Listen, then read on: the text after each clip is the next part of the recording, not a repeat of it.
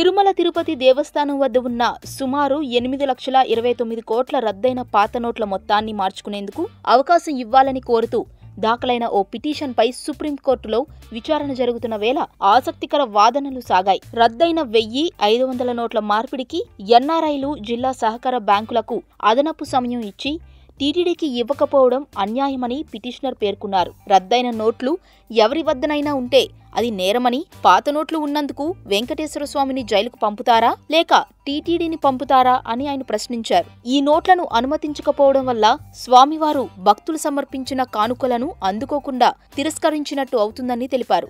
భక్తితో సమర్పించే కానుకలు స్వామివారికి, అభివృద్ధి పనులకు, భక్తుల సేవలకు వినియోగం కాకుండా పోయే ప్రమాదం ఏర్పడిందని అన్నారు. మొత్తానికి ఈ కేసులతో స్వామివారిని జైలుకు పంపుతారా అనేదాకా పరిస్థితి వచ్చిందన్నమాట.